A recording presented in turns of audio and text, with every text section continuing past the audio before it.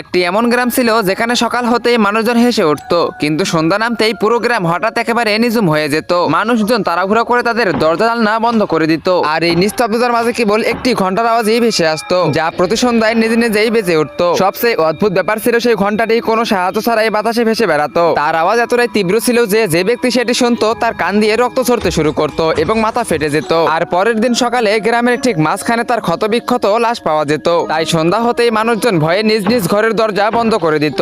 আর ঠিক সেই গ্রামেই থাকতো ঠুংঠুং। ঠুংঠুং সারাদিন মাঠে কঠোর পরিশ্রম করত এবং সন্ধ্যা নামার আগেই বাড়ি ফিরে আসতো। কিন্তু ঠুংঠুংয়ের মাথায় সারাক্ষণ একটি প্রশ্ন ঘুরপাক খেত, যদি ঘন্টাটি বাতাসে ভেসে বেড়ায় তবে তার পেছনের অদৃশ্য শক্তিটি কি এবং তার রহস্যটাই বা কি। একদিন সন্ধ্যায় ঠুংঠুং নিজের ভাবনায় এতটাই মশগুল হয়ে পড়েছিল যে সে টেরই পায়নি কখন সন্ধ্যা 7টা বেজে গেছে। সচেতন হতে সে দ্রুত বাড়ির দিকে রওনা দিল, কিন্তু গ্রামে পা রাখতে সে দেখলো সেই ঘন্টাটি বাতাসে ভেসে সোজা তার দিকেই আসতেছে। এটি দেখে ঠুংঠুং ভীষণ ঘাবড়ে গেল। ঠিক তখনই ঘন্টাটি ভাসতে ভাসতে তার একেবারে কাছে এসে থেমে গেল এবং প্রচন্ড শব্দে বাজতে শুরু করলো। তার আওয়াজ এতটাই তীব্র ছিল যে পুরো গ্রাম কেঁপে উঠলো, কিন্তু ঠুংঠুংয়ের সেই আওয়াজে কিচ্ছু হলো না, কারণ সে জন্ম থেকেই বয়রা ছিল। কিন্তু সে মানুষের ঠোঁট নাড়ানো দেখেই কথা বুঝতে পারতো। আর তখনই হঠাৎ করে ঘন্টাটি বাজা বন্ধ হয়ে গেল এবং সেটার ভিতর থেকে একটি ছোট্ট বাচ্চার আত্মা বের হয়ে এলো। গাইস, আমি ইদানিং শুনতেছি যে ফ্রি ফায়ার থেকে নাকি পাবজি প্লেয়াররা অনেক বেশি বেড়ে গেছে। তো আজকে আমি এটাই দেখবো। তোমাদের কোনো কিছুই করতে হবে না। তোমরা যদি ফ্রি ফায়ার খেলে থাকো এবং ফ্রি ফায়ারকে ভালোবেসে থাকো তবে অবশ্যই ভিডিওতে লাইক করে চ্যানেলটিকে সাবস্ক্রাইব করে দাও। আর পাবজিকে ভালোবাসলে কমেন্ট বক্সে কালো লাভ দাও এবং ফ্রি ফায়ারকে ভালোবাসলে লাল লাভ দাও। আমি দেখতে চাই কার অডিয়েন্স সব থেকে বেশি।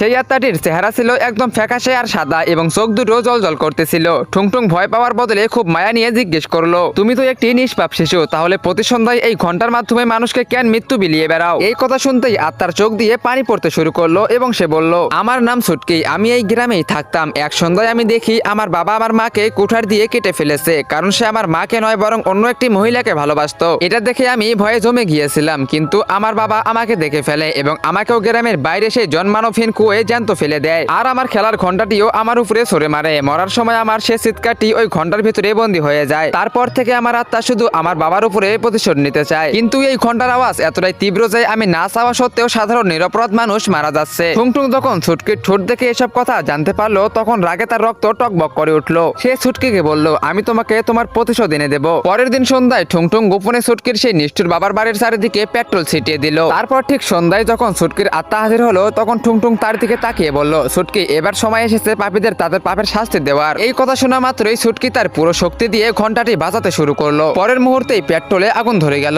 এবং পুরো বাড়িটি দাউ দাউ করে জ্বলতে লাগলো। আর ভিতরের তীব্র ঘন্টার আওয়াজে এক পলকে পাপীদের মাথা একটা একটা করে ফেটে চৌচির হয়ে গেল। আর এটা থেকে ছুটকি অনেক খুশি হয়ে গেল এবং তার আত্মা শান্তি পেল।